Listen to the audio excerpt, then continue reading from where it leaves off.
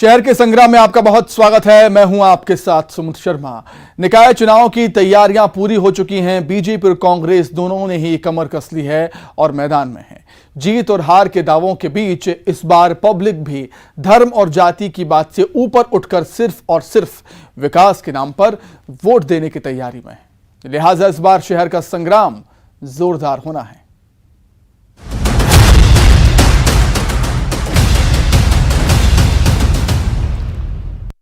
शहर के संग्राम में आज बात होगी सतना जिले की मैहर नगर पालिका की। आखिर क्या है यहां का मुद्दा, यहां कितना विकास हुआ और कितना काम और चाहिए, क्या सोचती है यहां की जनता। चलिए सीधे चलते हैं, देखते हैं कि जनता का मूड क्या है। न्यूज 18 के खास कार्यक्रम शहर का संग्राम में आपका स्वागत है। हम हैं मैहर में और मैहर धार्मिक नगरी है। मैहर को विकास के लिए कई घोषणाएं हुई। कभी मैहर को दिव्य मैहर बताया गया तो कभी मैहर को मिनी स्मार्ट सिटी का दर्जा दिया गया और संपूर्ण विकास करने का वादा किया गया। ये वादा कितना खरे उतरे, किन मुद्दों पर अब वर्तमान में शहर का संग्राम शुरू होगा, इसी सब मुद्दे की बात करने के लिए हम मैहर में मौजूद हैं और हमारे साथ में हैं आम नागरिक और उन्हीं से जानना चाहेंगे कि मैहर का कितना विकास हुआ और मैहर को क्या ज़रूरत है, जिसको लेकर ये आगामी जो चुनाव होगा वो प्रमुख मुद्दा रहेगा। भाई साहब, मैहर धार्मिक नगरी है जी, कितना विकास हुआ और क्या होना चाहिए ताकि मैहर दिव्य मैहर बन सके? देखिए, कल की एक न्यूज़ आपने पढ़ी होगी, मैंने दैनिक भास्कर की कटिंग पे देखा कि मध्य प्रदेश में 2021 में 57,80,000 कुछ लोगों ने यहाँ पे दर्शनार्थी के रूप में आए, जो कि लोकल इंडिया के हैं, जो कि मध्य प्रदेश की सबसे बड़ी तादाद है। ये भास्कर की कटिंग देखा मैंने। लेकिन आप उसके बाद आइए यहाँ पे धरातल पे 2016 में भाजपा की सरकार, शिवराज सिंह चौहान मुख्यमंत्री जो हैं अभी फ़िलहाल, उन्हीं ने ही घोषणा की थी कि मैहर को हम मध्य प्रदेश की पहली स्मार्ट सिटी बनाते हैं। ठीक है, आज कितने साल हो गए हैं? 6 साल हो गए हैं। स्मार्ट सिटी के नाम से सिर्फ मैहर में पेवर ब्लॉक्स, पट्टियाँ बना दी गई तालाबों के बगल से, थोड़ी सी रोडें बना दी गई हैं। ये क्या तरीका होता है? ये तो एक छल है। मैहर को मध्य प्रदेश शासन के जो मुख्यमंत्री थे पूर्व कमलनाथ जी, उन्होंने जिला घोषित किया। मैं सरकार से, वर्तमान सरकार से पूछना चाहता हूँ, ऐसी क्या दिक्कत हुई, ऐसी क्या समस्या थी कि मैहर को जिला होने से वंचित किया गया? ऐसा क्या देशपूर्ण है, ऐसा क्या सौतेलापन हमसे हो सकता है? इतना बड़ा तीर्थ स्थल जहाँ पे एक कॉरिडोर की आवश्यकता है, एक बड़ा सा कॉरिडोर जो स्टेशन से लेकर पूरा माँ शारदा के देवी धाम तक जाए, पानी की व्यवस्थाएं हों, लोग नंगे पैर चलते पैर जल जाते हैं। लेकिन आज तक मैं पूछना चाहता हूँ, सबसे बड़ा सवाल, माँ शारदा प्रबंधक समिति का जो अकाउंट है, उसके जो ठेके होते हैं लगभग 9 करोड़ 10 करोड़ के जो सारे ठेके होते हैं, दर्शनार्थियों से पैसे आते हैं, सोना चांदी की नीलामी से विक्रय करके जो भी शासन मैहर समिति प्राप्त करती है, उसका पैसा कहाँ जाता है? क्यों नहीं शारदा प्रबंधक या शारदा कॉरिडोर या शारदा प्राधिकरण बना दिया जाता है कि यहाँ से, जिसका फंड यहाँ की समिति को, और उस फंड से शहर का ही विकास कर दो। हम तो 19 साल हो चुके हैं, बीजेपी की गवर्नमेंट से किसी प्रकार से कोई आशा नहीं है। इस प्रदेश को पूरे जिस प्रकार से शोषण हुआ। भैया आप बताएं, दिव्य मैहर का सपना दिखाया गया, काफ़ी होर्डिंग्स लगी, बहुत बड़ा कार्यक्रम भी हुआ, फिर मैहर मिनी स्मार्ट सिटी हुआ, फिर मैहर जिला भी घोषित हो गया। इसके बाद भी मैहर का विकास कहाँ देखते हैं आप? देखिए, जिला की जहाँ बात करेंगे तो कमलनाथ जी ने जिला इसे घोषित किया था, पूरी तरह से पेपर में कमल बिल्कुल आउट भी हुआ था जिला घोषित करने का। ऐसा क्या कारण था? कैबिनेट से भी पास हुआ था। बीजेपी ने ऐसा क्या किया कि वो नहीं हो पाया? कुछ समय लग रहा होगा, इसके बारे में मुझे जानकारी नहीं है। कैंसिल किया कि नहीं है, इसके भी मेरे पास प्रारूप और प्रूफ नहीं है। उस विषय में अपन अभी कुछ नहीं बोल सकते। रही मैहर शारदा समिति की बात, तो मैहर शारदा समिति में साल के 10 करोड़ रुपया आते हैं ठेके से। जो वहाँ दुकानें बनी है, मार्केट बनी है और जो पूरा स्वास्थ्य कॉम्प्लेक्स बना है, वो सब अलग। मतलब जैसे अपन बालाजी मंदिर में बाहर जाते हैं तो एक ट्रस्ट बना हुआ है, एक बालाजी नाम से मंदिर बैंक बना हुआ है। उस हिसाब से यदि यहाँ चलाते हैं तो एक अच्छा खासा मैहर को अर्निंग है। मैहर को पैसे लाने की जरूरत नहीं है।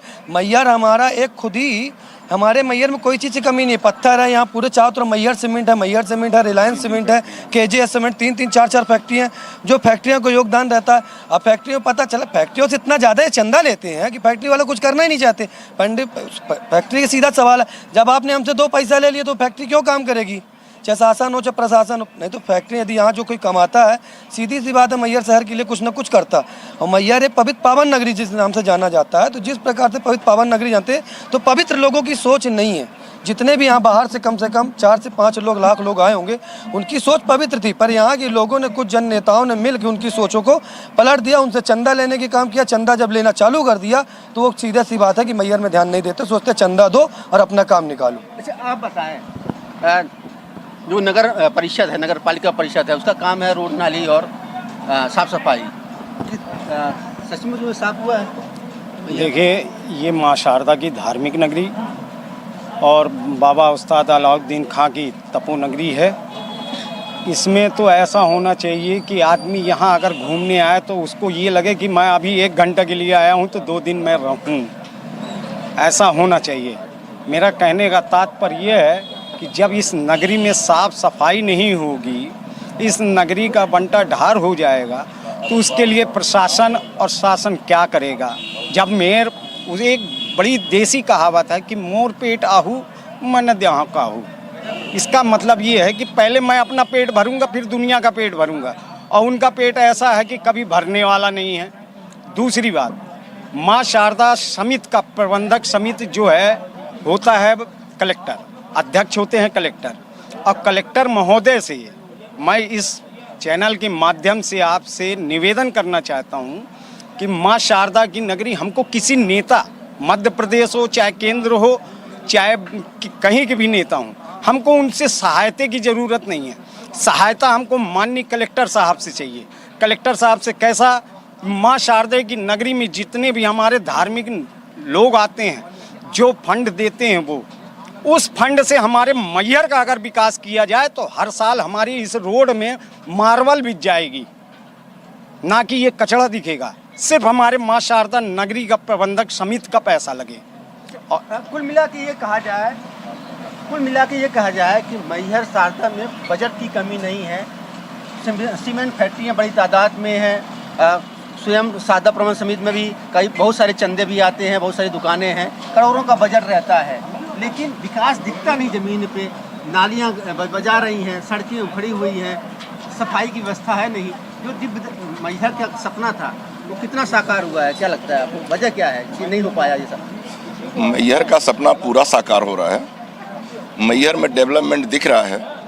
मैहर मिनी स्मार्ट सिटी के रूप में डेवलप हो रही है।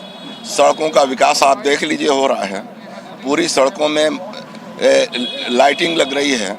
बाजार में जो 50 वर्षों से सड़क उखड़ी हुई तो वो बन गई है। मैहर का किस तरह से विकास चाहिए लोगों को? मैहर, जब से भारतीय जनता पार्टी की हमारी सरकार आई है तो मैहर में विकास प्रति वर्ष प्रतिदिन दिन भर होता है। हमारा विकास, हमारे माननीय मुख्यमंत्री जी, हमारे माननीय प्रधानमंत्री जी विकास के प्रति प्रतिबद्ध हैं और वो चाहते हैं कि भारत का, आप पिछले वर्षों से 70 वर्षों का इतिहास दीजिए, हमारे ये 14 वर्षों का इतिहास देखिए। मैं जहाँ पे खड़ा हूँ ये 70 से 80 वर्ष पुरानी मंडी है, इकलौती मंडी है, सेट तक नसीब नहीं हो पाया। विकास कहाँ दिखा? इसमें एक प्रस्ताव है नगर पालिका का। नगर पालिका का प्रस्ताव है कि यहाँ पे मंडी को अन्यत्र ले जाना है, इसलिए यहाँ पे काम रुका हुआ। ये बहुत बड़ा काम नहीं है सेट बनाने का, सरकार का या हमारी नगर पालिका का।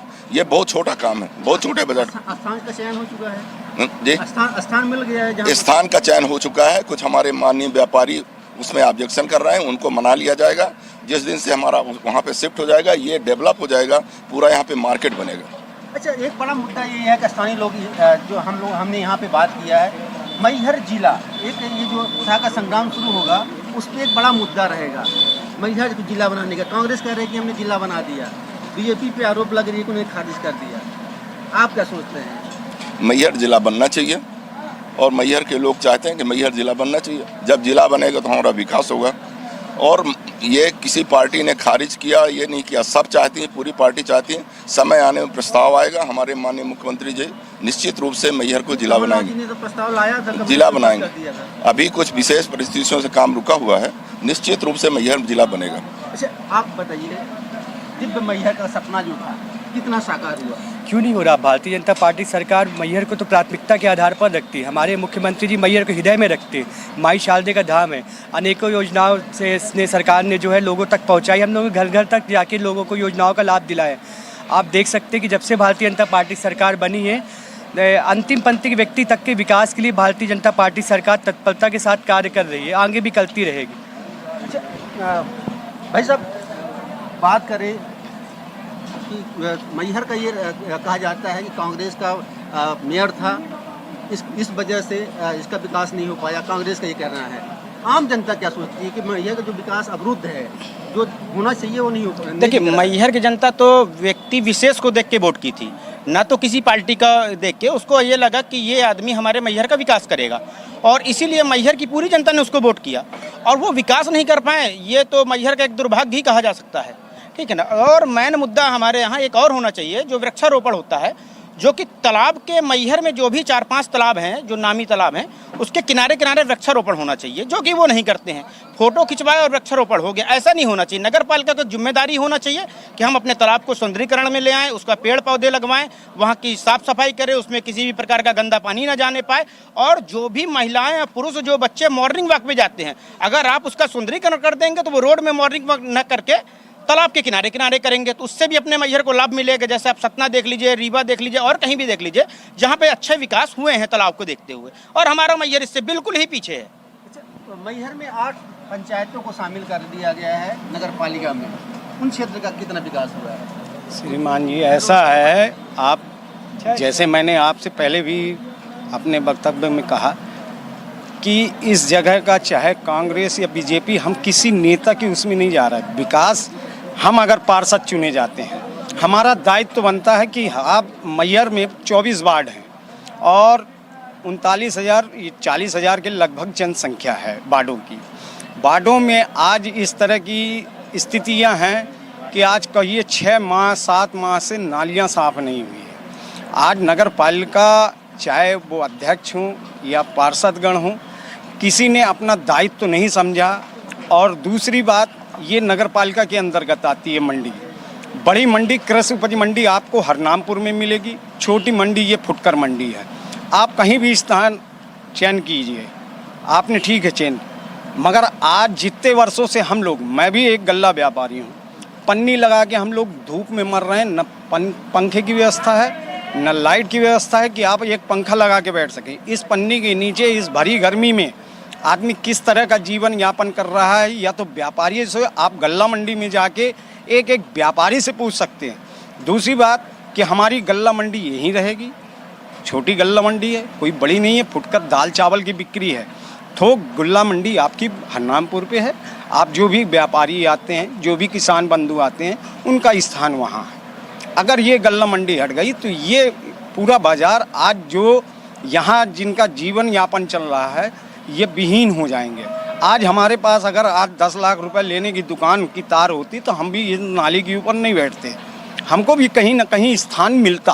अच्छा, लोगों का कहना ये है कि जो मैहर का विकास अवरुद्ध हुआ है थोड़ा सा, और उसकी वजह ये है कि आपका विधायक बवाली हो गया है, बगावत कर रहा है, सरकार के खिलाफ बोल रहा है, इस कारण फंड रिलीज नहीं हो पा रहे। आपको क्या लगता है? नहीं, इस सब चीज़ों का तो नहीं होना चाहिए। ये तो जो सरकार के वो खुद ही विधायक हैं, कोई विधायक तो मेरे ख्याल से नहीं चाहेगा कि जनता का कुछ हो। लेकिन बात मैं विधायक जी की नहीं कर रहा हूँ, मैहर के विधायक की, मैं बात मध्य प्रदेश शासन की कर रहा हूँ। क्या किसी के माध्यम से आप विकास अवरुद्ध कराया जा सकता है? क्या नगर पालिका अध्यक्ष क्या वो अच्छा नहीं सोचेंगे? वो तो काम कर रहे हैं। यहाँ पे पानी टैंकरों के माध्यम से उपलब्ध कराया जा रहा है। यहाँ पे कुछ टाइम पहले जब 2016 में शिवराज सिंह जी ने पानी के लिए कहा था कि बाण सागर का पानी हम लेकर आएंगे, ऐसी क्या दुश्मनी हमारी जनता से कि आज 6 साल के बावजूद हमारा बाण सागर का जो बगल में ही आसपास गुरसरी पहाड़ के पास लाया जा सकता है, उस पानी को नहीं लाया जाता है। दूसरी बड़ी, मैं सबसे बड़ी नाकामी मध्य प्रदेश में बता रहा हूँ इस समय सरकार की, जो एक नहर बन रही है आपकी, है ना, हाँ, बरगी नहर, जो जा रही छतरपुर की ओर, इतना बुंदेलखंड में इतना हाहाकार पानी का, जहाँ पे शायद जनवरी से ही टैंकर आने लगते हैं, उस नहर को आज 5 से 7 साल में कंप्लीट नहीं करा पाए। नहरें टूट गई हैं, उपयोग नहीं हो पाया है, पानी नहीं पहुंच पाया है। इससे बड़ी नाकामी क्या होगी? ये थी मैहर की जनता जो बुनियादी सुविधाओं को बहाल करने की मांग कर रही है। इनका कहना ये है कि ना तो नाली की सफाई हो रही है, ना सड़कों की मरम्मत हो रही है, और ना ही रोजगार की कोई अन्य साधन है। इनका आरोप ये भी है कि मैहर में बजट की कमी नहीं है, लेकिन बजट का सही सदुपयोग नहीं हो पा रहा है, और यही वजह है कि दिव्य मैहर का जो सपना है वो अभी तक साकार नहीं हुआ है। न्यूज़ 18 के लिए सतना से शिवेंद्र बघेल। कोई भी मुकाबला बड़ा या छोटा नहीं होता, बल्कि बड़ा होता है उस मुकाबले में उतरने वाले और जीतने वाले का हौसला। ग्वालियर के अंकेश के लिए ये बात सटीक बैठती है। तभी तो 3 फीट के अंकेश ने बड़े हौसले की बदौलत चुनाव में उतरने की ठान ली। देखिए रिपोर्ट।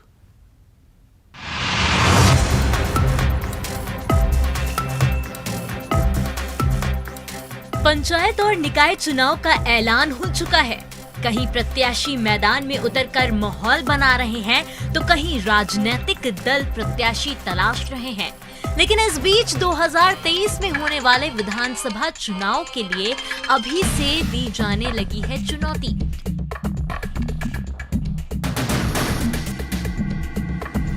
और चुनौती देने वाले हैं अंकेश कोष्ठी। 3 फीट के अंकेश चर्चा में दरअसल इसलिए हैं कि वे ग्वालियर दक्षिण सीट से कांग्रेस विधायक प्रवीण पाठक के खिलाफ ताल ठोकने के लिए तैयार हैं, वो भी आम आदमी पार्टी के सिंबल पर।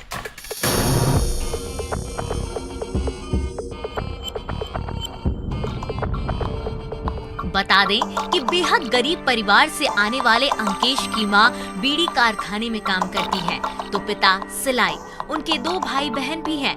हालात विपरीत होने के बाद भी उन्होंने MBA किया, लेकिन नौकरी करने में उनका छोटा कद आड़े आने लगा। लेकिन दिलचस्प ये है कि इन्हीं विधायक महोदय ने अंकेश को प्राइवेट जॉब दिलाने में मदद भी की थी। मेरा आम आदमी पार्टी में शामिल होने का यही उद्देश्य है कि अब मैं जनता की सेवा करना चाहता हूँ और जो भी जनता की परेशानी है मैं उनको सुनना चाहता हूँ और उनका निराकरण करना चाहता हूँ। अपने बारे में जितनी भी समस्याएं हैं मैं सबको हल करने की कोशिश करूँगा। अगर आम आदमी पार्टी ने सहयोग दिया और मुझे इस काबिल समझा तो मैं आगे पार्षद के चुनाव में बिल्कुल खड़ा होने की मैं तैयार हूँ। दरअसल विधायक प्रवीण पाठक के पास जब अंकेश पहुंचे थे और उन्होंने अपनी परेशानी उन्हें बताई तो विधायक ने अंकेश के साथ फोटो खिंचाते हुए सोशल मीडिया में पोस्ट किया था, जिसके बाद अंकेश को नौकरी के कई ऑफर भी आए। लेकिन 1 महीना नौकरी करने के बाद ही अंकेश ने नौकरी छोड़ दी। ये हमारा दक्षिण विधानसभा का आईकॉन है और अभी इसको 1 दिन का विधायक बनाऊंगा। मैं छुट्टी लूंगा 1 दिन ऑफिशियली, उस दिन विधायक अंकेश रहेगा पूरी दक्षिण। अरे इससे हो गया बिल्कुल 100% से पढ़े लिखे युवाओं को राजनीति में आना चाहिए और अगर इसका पार्ट हो गया सामान वामन तो हो सकता है पार्षद भी बने। वहीं अंकेश को 1 दिन का विधायक बनाने का वादा जो विधायक प्रवीण पाठक ने किया था वो पूरा नहीं हो सका, जिसके बाद अंकेश ने तय किया कि वो अब क्षेत्र का प्रतिनिधित्व करने मैदान में उतरेंगे। लिहाजा उन्होंने शुक्रवार को आम आदमी पार्टी की सदस्यता भी ले ली। तुम्हें ऐसा लगता है कि तुम्हारे नाम से प्रवीण भैया ने थोड़ा मतलब मीडिया में बिल्कुल ये मैं बिल्कुल मानता हूँ कि अब ऐसी क्या नाराजगी हो गई कि भैया के खिलाफ ही हो गया? नाराजगी कुछ नहीं, बस ये है तो मुझे राजनीति में आने का मेरा मन है। प्रवीण भैया ने बोला था कि 1 दिन का विधायक मुझे बनाएंगे, वो बात भी अधूरी रह गई है। तो क्या वही आपको ठेस लगी है 1 दिन के विधायक नहीं बन पाए? बिल्कुल ये भी कह सकते हैं, तो इसलिए मैंने आम आदमी पार्टी की सदस्यता ली। बहरहाल जो भी हो, अंकेश अपनी चुनौती के साथ विधानसभा चुनाव के मैदान में उतरने को तैयार हैं। बस देखना ये है कि मौजूदा विधायक को वो कितनी चुनौती दे पाते हैं, क्योंकि राजनीति की राहें आसान तो बिल्कुल नहीं होती। सुशील कौशिक, न्यूज़ 18 ग्वालियर।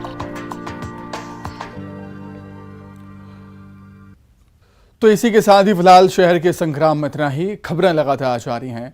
नमस्कार।